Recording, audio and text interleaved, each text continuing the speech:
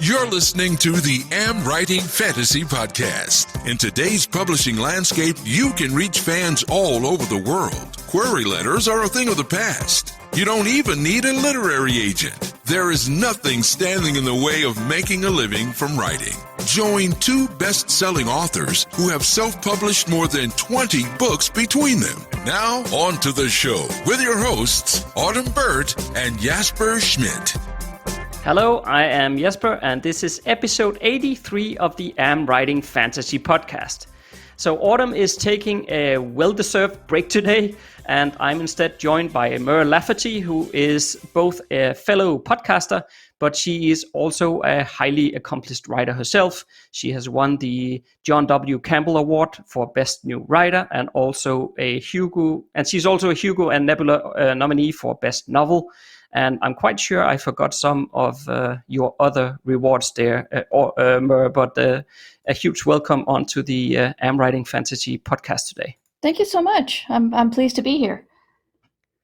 Yeah. So before we get into all this, that we're gonna talk somewhat about Star Wars and how it is to write in a setting that is already established, and just in general your experiences with writing in Star Wars, because you've written a novel in there. But before we get that far, maybe you could just share a bit more about yourself and your writing, apart from what I just mentioned. Sure. I started, I guess professionally, I started around 2002 when I started to get jobs writing for role-playing games, primarily with White Wolf. And I worked on several of those, and then podcasting became a thing. And so I started sort of chronicling my attempt to be published, and while attempting to be published. And so I started that I should be writing in 2005. And yeah, it'll be 15 years old next month, actually. Wow. And yeah, then I started to get published. I sold a short story or two. I self-published a superhero novel that, and I published it on via podcast, and it got some attention from a small press. So then they published it. That was 2007, I think. And then I started selling books to Orbit, and most recently Ace in the teens. And then I was approached to do the solo novelization. So I got to write a Star Wars book too. And then I also approached to do a Minecraft book, which came out after the solo book. Yeah, I saw that. It was the Lost Journals or something, right? That's right. Yeah.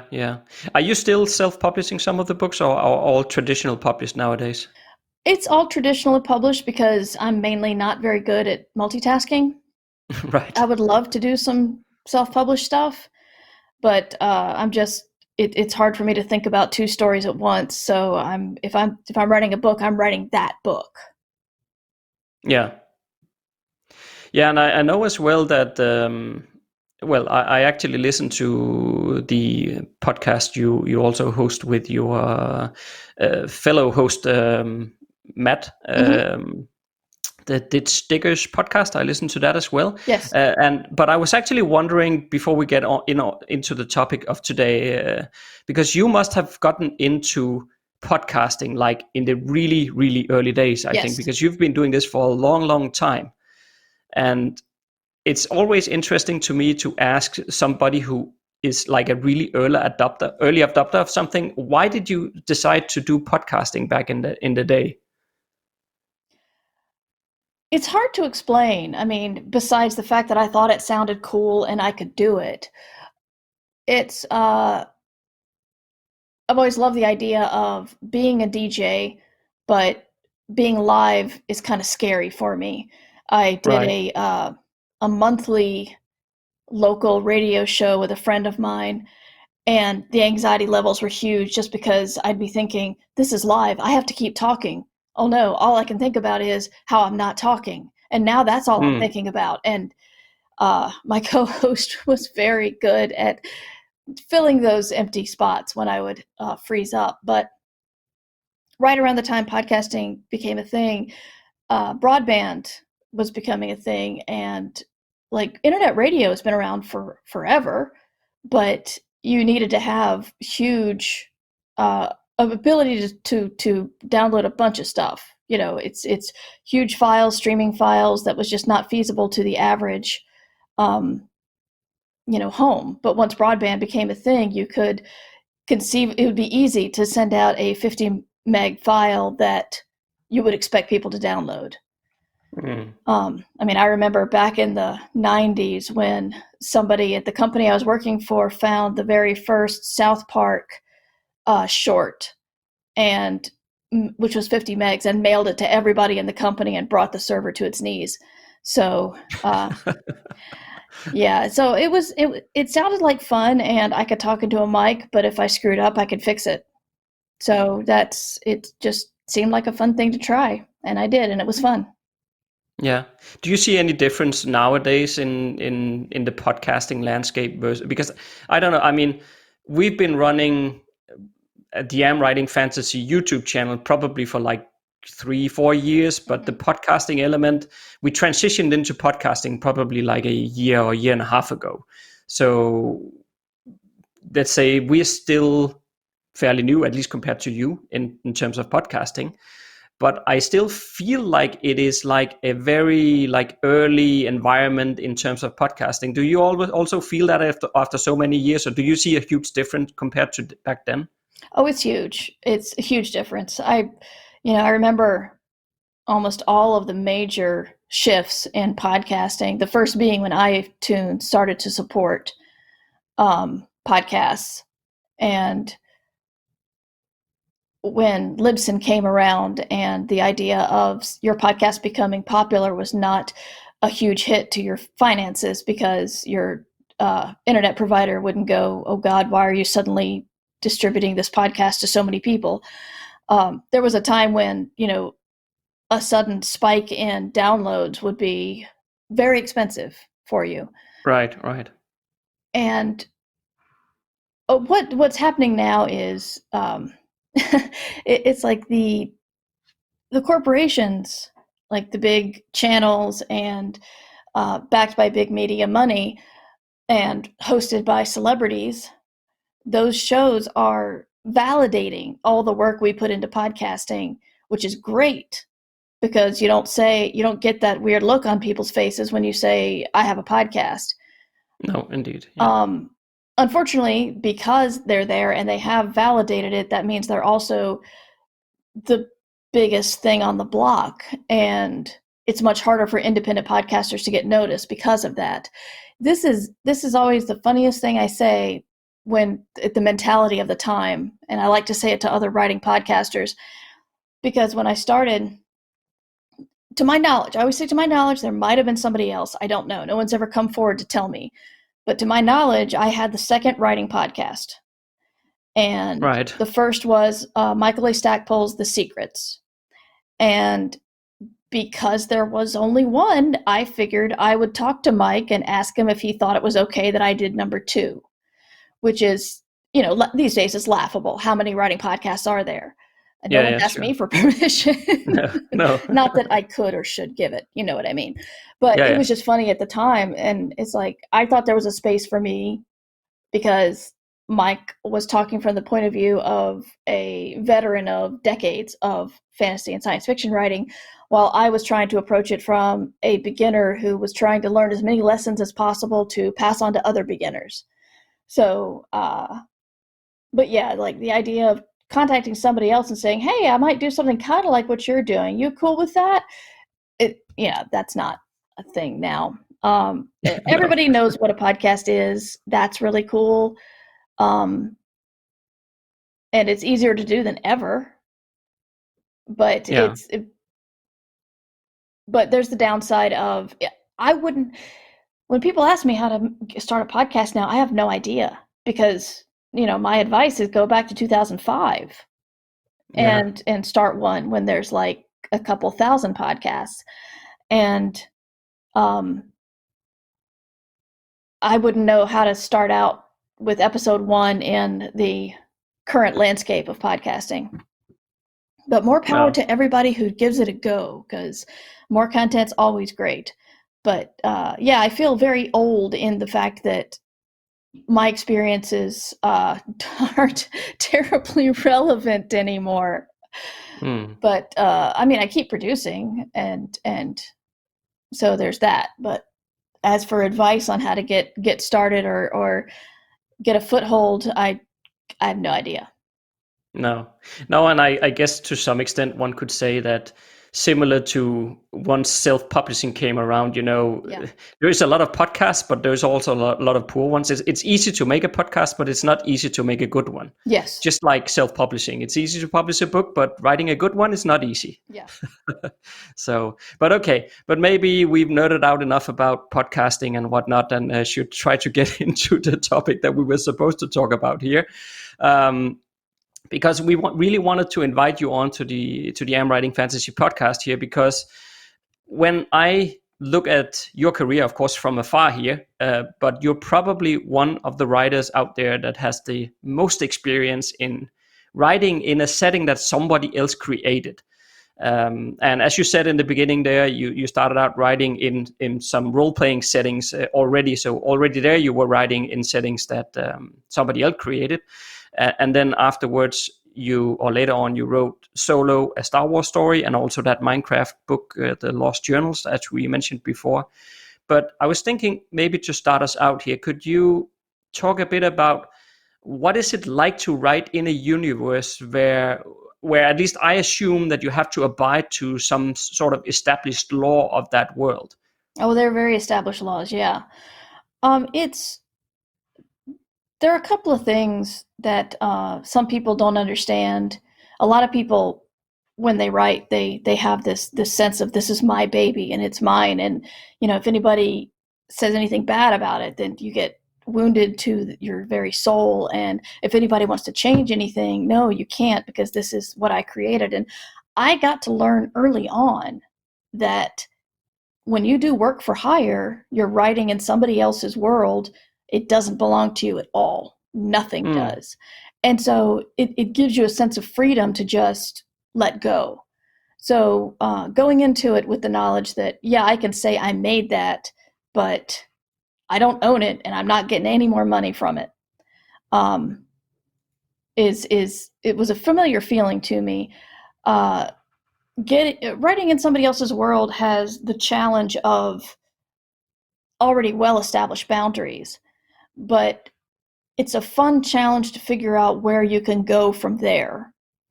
I had a lot of ideas on how to add to the solo story. Some of it just being telling a scene, everyone's seen on the screen, in a different point of view. So the challenge was not necessarily in the plotting and the characters, but more in retelling it so people don't feel like they're reading a script. And it's a different medium. It's film is different than books. You can tell what people are thinking. You can give a little bit more backstory. You're not confined by budget or minutes. You're confined by your deadline, of course. But it's so it's fun playing in somebody else's sandbox as long as you understand the rules and you don't get too attached. But is it expected of you that you need to read up on the lore and understand a lot of different things before you even get started writing a novel in a Star Wars universe, or do somebody fact check you, or how do they do that? Oh, they definitely fact check. They fact check the hell out of it. I know of at least 2 fact checkers who were commenting on the manuscript. And they were fact checking about tiny things. It was amazing. Pablo Hidalgo knows so much obscure Star Wars lore. I don't understand. I think he may not understand remember basic things in life, like a short grocery list or something, because he knows how many chickens are in the Star Wars universe. He literally, I'm not just picking that out of a hat. I know he knows how many chickens there are. I think there are 2, but I can't remember. I just remember somebody told me that somebody asked Pablo that and he knew. So yeah, there are people out there to fact check you, but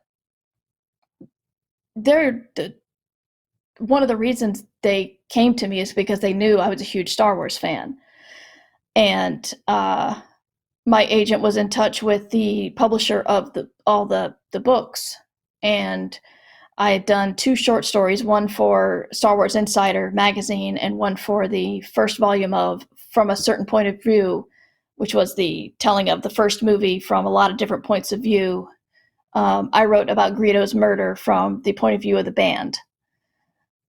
And so they already knew that I was passionate about Star Wars and was hoping to get a larger project. So that was, it didn't just drop in my lap. It was maybe over a year in communication and hoping something would happen.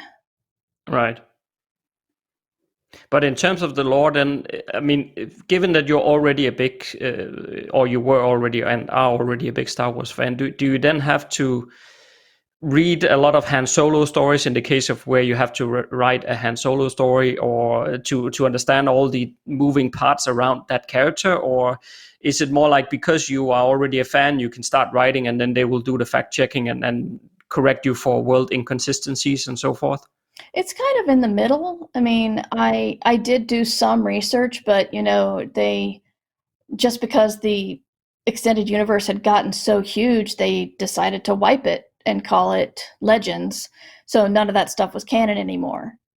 And so a lot of what people thought of were classic Han Solo stories weren't canon anymore. So when it came to his early stories, all I needed to know was who Han Solo was. And I mean that, like, I need to know who his character was, how he acted, that cocky smuggler guy. And I picked up a lot of other Star Wars things just to sort of get in the mindset. And I read a lot of Star Wars novelizations because I wanted to see what other people had done. So I got a lot of inspiration from Jason Fry's The Last Jedi novelization, because he did some really cool stuff with that. And right.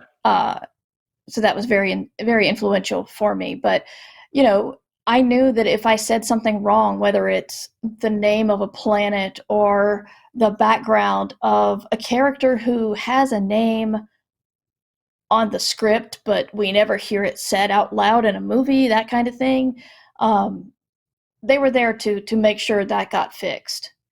But, they expected me to know what I was talking about. I had to do some of the heavy lifting, essentially. Yeah. But when you then had to write your story, did they dictate sort of where they wanted you to go with the story, or did you have creative freedom to tell the story you wanted to tell?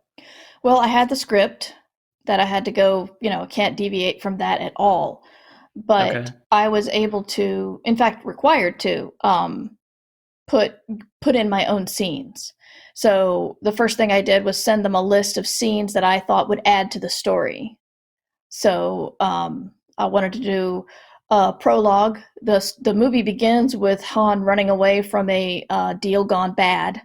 So I wanted to tell a little bit about that deal. And I wanted to put in more about Kira's experience between getting separated from Han and then meeting him again. Mm-hmm. And I wanted to put in more about Enfys Nest, and that was the only thing they cut. They just outright said they didn't want was a bit of history on Enfys Nest, because they didn't want to. I believe the words they used were, "We're not ready to explore the backstory of this character yet," which I made me think that somebody else was already on deck to do it. So, but they gave me a lot of leeway. I put some humor in where, as somebody who's had long hair several times in her life, I thought that if Chewbacca had been in a mud pit for days or weeks, then one shower on a spaceship was not going to do it. And if he was with Lando Calrissian, the biggest space dandy there is, nobody would have better product than him. So I wrote a scene where Chewie approaches Lando and they try to communicate, because Lando understands a little bit of Wookiee, but not a lot. And he says, basically, do you have anything to help me get all this mud out? And Lando gives him permission, and Chewie just trashes his bathroom. And I had so much fun imagining that scene. And I really did not think they would let me do it, and they approved the whole thing. So it was, just telling little scenes between the scenes you get in the movie, or some scenes I told from different points of view than you would think of, because I told Kira meeting Han at the big fancy party on the space yacht. I told that from her point of view, not Han's. So Right. she got, we got to see her reaction to him and what she thought of him, and how she viewed everything in the room happening. So while I was still telling the scene exactly how it was in the movie, it was a bit different because you kind of see that scene from Han's point of view, whereas in the book it's from Kira's. Right. But it almost sounds to me like, and I don't know if I'm right or wrong here, but I'm just thinking in terms of being giving a script and saying, okay, you need to follow this, and I by the sounds of what you're saying, it sounds like it is a fairly detailed script, and then you have to find your own way through that in terms of injecting some of your own creativity here and there where you can. Yes. But would it be fair to say that it's more like if you were not a experienced and seasoned writer, that then it almost sounds like it would be pretty difficult, would you say? I think so. It might be because it's I did, before I wrote the scene I just told you about, Kira, from Kira's point of view, I was feeling really down because suddenly I thought I didn't have the script. I was able to take notes on the script. I was flown out to San Francisco, took notes on the script, and came home. But they also gave me the middle grade book, which was already done. So I had a novelization already, and I'm like, I've got the movie, I've got the middle grade novel, and I've got the script. How in the world am I going to add anything to this? Because there's already so much, and I struggled a lot. And I was very relieved when I came up with the same scene, different point of view solution. There's always you come out of every movie going, man, I wish we'd learned more about X character or Y character. And when I'd read the script, I'm like, yeah, some things I think there's some things missing here. I'm not sure if, I don't know. I would think that seasoned fan fiction writers would probably take to it just fine, so long as they understood that you can't just go anywhere with this. You have to follow some very specific rules. But it is a lot like approved fanfic. Yeah. It's writing about beloved characters in a beloved setting and just pushing a little bit more of your own story into it. Yeah, and I think heading into it as well, you probably, I mean, I could imagine some people feeling quite daunted already before you even start to, like, okay, all that lore and all those details about the world, it can almost feel like a mountain to climb before you even get started. I think some people could feel that at least. Sure, but there is a mountain of lore out there, but say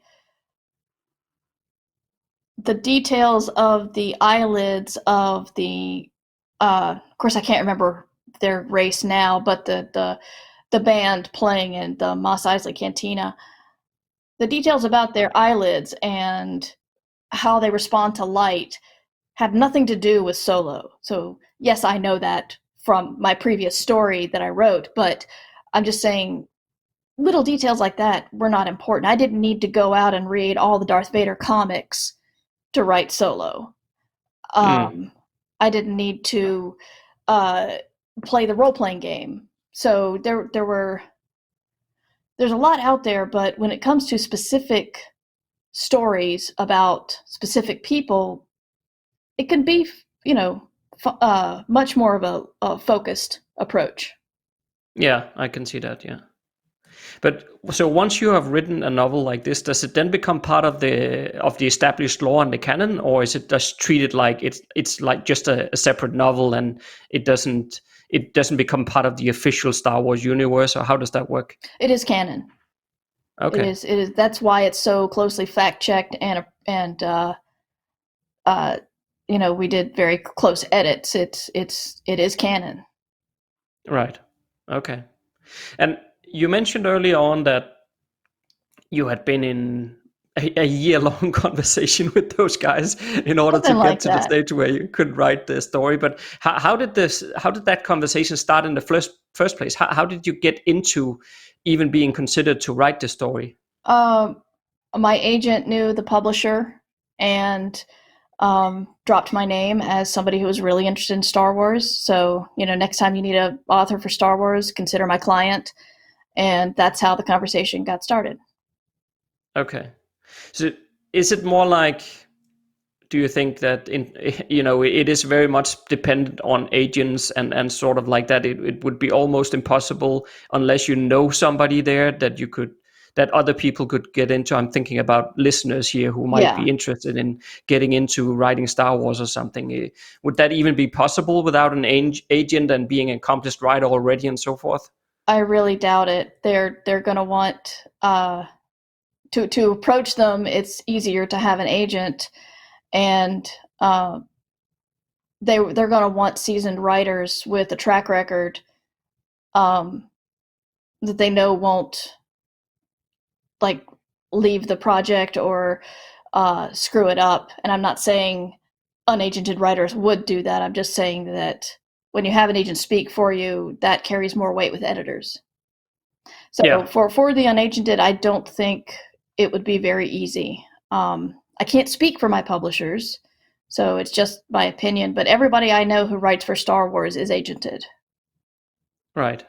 And does it benefit at all for those who just write a lot of Star Wars fan fiction? And if they do that really well, would that help them I in honestly terms of don't getting know. noticed? I mean, I really don't know. Some no. I mean, I know agents who read fanfic for fun and would like to find clients that way sometimes. I know editors who read fanfic for fun. So it's not outside the realm of possibility. But you got to remember that I hate saying this out loud, but according to copyright law, fanfic is illegal. And a lot of places, if the author doesn't mind, they just turn a blind eye to it. And they say, just don't send me anything. Have fun. Go play in my world. I don't care. Just don't send it to me, because that can open legal doors that are very bad.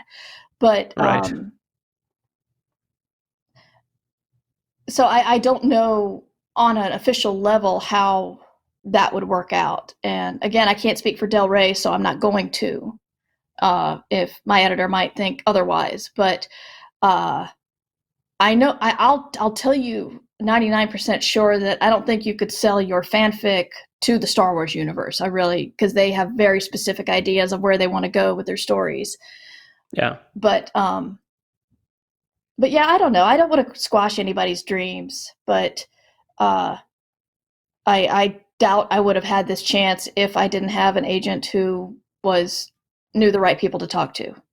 No, I understand. But it's also very interesting because there is a lot of fan fiction out there, not only for Star Wars, but for different kinds of settings, right? And it's interesting because at least somebody like, Star Wars brand ownerships, they certainly have enough money and the power to go after stuff like that if they wanted to, but it seems like they don't really do that, right? No, they don't, until you start making money from it. Then they'll come down on you pretty hard. But like I said, there's like a handful of people who frown on that kind of thing, and they're kind of seen as the ogres of the world. So it's a lot of people don't mind, but they can't, there have to be some rules regarding it. Don't sell it, etc. But yeah, I'm not saying there's not excellent fanfic being written. I know that for a fact. I've read a lot myself. And I wrote it when I was younger, before the word fanfic was a thing. I feel very old right now. I wrote Fred Saberhagen fanfic. But I don't know how similar my story is to everybody else's. So, yeah. No, that's fair. That's fair. But okay, I'm thinking maybe to broaden out it a bit more here. I mean, we can still focus on Star Wars if you feel more comfortable with that. But I'm just thinking in a bit more broad terms here. It could also be in relation to some of the White Wolf stuff that you wrote in the past as well, or whatever. But I'm just thinking, if you are to advise a listener, for example, of this podcast, who maybe is, let's say they have a couple of novels under their belt, so they're not completely new to writing, but they're still building their writing career, and they might be thinking about, would it be better for me, and I'm not talking fan fiction now since we just established that that's not legal, but but would it be better for me to just create my own universe if I have only written a few novels and then write in that setting? Or would it be, well, I guess I can't ask you if it would be better to write in somebody else's universe, or, if you contacted somebody or you made arrangement with somebody who already have an established universe with established readers. But I guess I'm more asking about, how do you see the pros and cons on each one of those, and what kind of things would the listener need to think about if they considered that either should I write in somebody's established world because that can sort of lift me up a bit, versus should I create my own thing? Are you talking about sense? Writing fanfic or licensed? No, I'm more thinking like, so for example, Autumn and myself, we have an established setting that we are writing novels in. So for example, in theory, if somebody then said, hey, I would like to write some novel, just like you did for Star Wars, right? I would like to write a story in your setting. And I'm not talking fan fiction. I'm more talking like you write, for example, for a lack of a better example, our setting here, meaning that we basically sort of become the Star Wars part in the story here, meaning that we are the ones editing it, we are the ones maybe publishing it or whatever, but they write in another setting. It's just like, I guess also when you wrote for White Wolf, I guess they were the publisher, they were the ones publishing it, and you were more a writer on staff there, or whatever you would call it. Right, I was freelance, but yeah. Yeah, okay, yeah. So that's what I'm thinking. How do you see the pros and cons about writing in somebody else's setting versus creating your own? Well, I'll be honest with you. I think that if you want for your career to move forward in a traditionally published sphere, you're going to need to write books that people see. When I was starting out, when podcast fiction started to really become a big thing, like in 2006, 2007, a lot of us were writing stories in each other's worlds. I did my superhero novel and had a lot of friends write short stories in the world. And Scott Sigler also has done the same thing with his stuff. I wrote a novella for him. I don't think it was fun, and I learned a lot. But I don't know how much it actually furthered my career until, I sold my own story to Orbit. If you wanted, like, I don't regret it. I'm definitely thinking if that sounds like fun to you, then do it. Why not? You're going to learn everything you write, you learn from. And so if nothing else, you're going to be perfecting your craft. I would warn you to make sure there's some pretty clear rules about who owns the work. Because it can't just be a friendly handshake. You should write something down. Because if they think, hey, you know what, I really like this character that I wrote in your world and I'm going to go sell it, does that belong to you or does that belong to them? And then if you're not friends anymore, then that can get really ugly. So you want to do something to make sure the legalities are all there. But I don't know. It's fun, but if I don't know if that's how you're going to get mainstream publisher to notice you. No, and maybe I'm thinking that if we are, because there's probably a difference between a traditional publisher here versus self-publishing. Sure. Because if we are talking self-publishing, I could actually see that it could be beneficial again, I fully agree with what you say about that you need to have a contract in place with the people in whose world you're writing, so that everything is clear, and what can you do and what can you not do going forward and whatnot. So I fully agree with that. But if we assume that is in place, I could see with self-publishing that it might actually, in some cases, benefit you from writing in somebody else's setting, because you can tap into their readership, and if they're publishing it or editing it or whatever, then they will probably promote it for you as well. Sure. And if they already have 5,000 readers who buy Kindle books, then that's pretty cool versus doing it on your own. If you're talking like in the self-publishing sphere, definitely, I think it's a great idea. I got Scott Sigler's fans interested in me when I wrote the novella in his world. And it's really good to have the cross promotion. I think that's great. Yeah. I have not done a ton of self-publishing since I started traditional publishing. So I can't say what it takes to get a completely new original world in front of people in self-publishing. So I'm really not sure how one would do that. So I can't say whether whether playing in somebody else's sandbox or building your own world would do better in self-publishing. But, why not try both? I mean, it's like I said, it's fun, and it sets up your networking for sure. And the people who, you and Autumn, who publish your friend who wrote a story in your universe, 5 years later, if you guys are doing another big project, you could think, hey, remember that person who wrote that cool thing for us? I mean, that's networking that doesn't die unless you kill it. So, there's definitely not, I don't want to downplay the action. I can't tell you if one is better than the other, but I think they're both good ideas. But it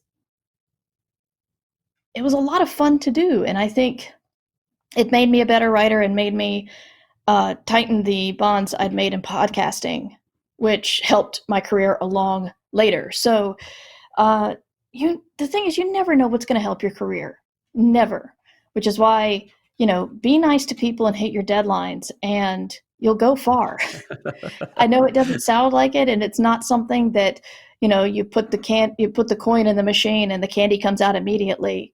But it is something that you never know what's going to benefit you. So why not try as much as you can, as long as you can, and then still be nice and hit your deadlines.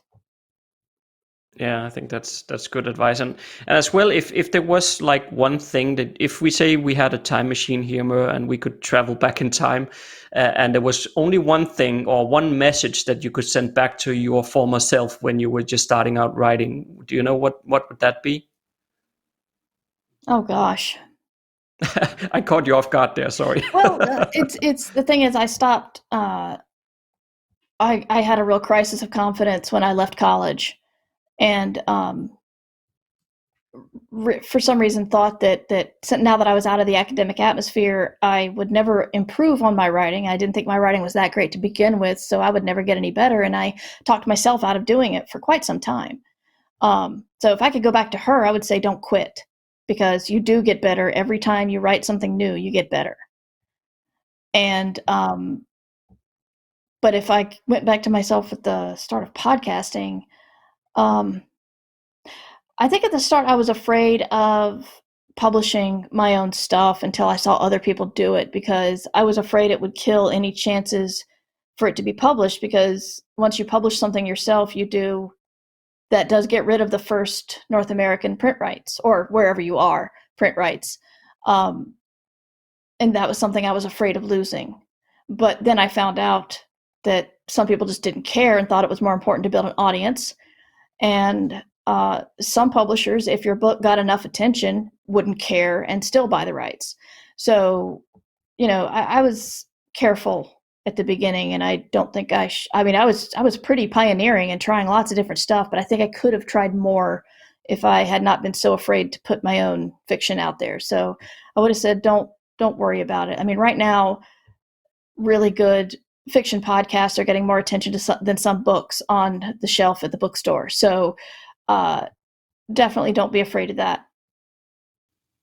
No, I think that those are both good advice. It's basically, it's like, don't be afraid, keep going, and don't give up, right? I think that's some of the best advice we can give to new listeners or those just starting out. Yeah, and it sounds so simple, and people would be like, well, duh, of course. But, I suffered.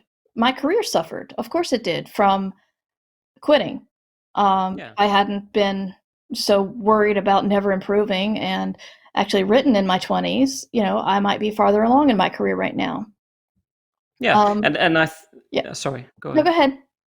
No, I was just speculating while you said that, because it made me think as well that I think one of the things about this writing stuff is that we are doing it, especially when we're starting out, we're doing it so much in isolation. Yeah. So it is, for one, because you are in isolation, it is easy to give up because there's not a manager standing there telling you to get to work or whatever. And the other thing is that you have no idea if you're good at it or bad at it because you have nothing to compare against. Yeah. So giving up is just very easy, and I think those who makes it a lot of the time is just the ones who kept going. Exactly, and there's a phrase that you can either take very, very negative or actually quite positive, and that is, nobody cares what you're doing. And you can think to mean that nobody ever is going to read my stuff and nobody cares. But also you can be like, so I can go stand in the corner and dance naked with a chicken on my head and no one's going to care. So why not just do the writing equivalent of standing naked in the corner with a chicken on your head and dancing and see where that gets you? Because nobody cares. So you can do the weirdest stuff, the worst stuff, and nobody cares. And then once you start getting attention, then maybe you can make more careful decisions. But at the beginning of your career, you could do anything. Yeah, it's always liberating. Yeah. I think that's actually a perfect note to end on, because it's a very positive one. Oh, good. Because I feel like I've been really negative this whole time. I'm so sorry. No, I don't think so. I want to be honest, but Yes. No, I think it's important to be honest about things. At the same time, it is also a matter of, as we just concluded here, about keeping going and not giving up. Yeah. But at the same time, you shouldn't go into it with your eyes closed. You need to open your eyes and understand what you're dealing with here. Yeah. And listening to podcasts like this one or others, where you're getting the truth of things that will help you in the long term. But and I don't think you've been negative at all, Mur. I think it's been good. Thank you. So is there any place where you would like people to go to check you out on the internet or wherever if they want to learn more about you and what you do, Mur? Yeah, you can find all my stuff at murverse.com. That's 1R, MURVERSE. And that's where you can find links to my books, links to my podcasts, and press kit and all that. And my blog, which really is just my list of podcast episodes because I don't blog much anymore. But that's where you can find me. And I'm when the world's not on fire, I'm on Twitter more often, and that's twitter.com/MightyMur. Excellent. So thank you so much for joining us today, Mur. Certainly. It was a pleasure. Thank you. So next Monday, Autumn will be back, and we are going to discuss how some people seem to have a bit of an attitude towards the fantasy genre.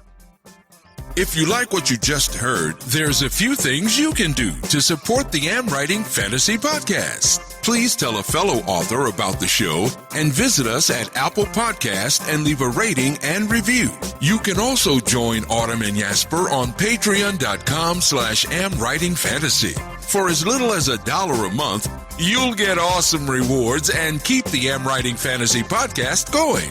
Stay safe out there and see you next Monday.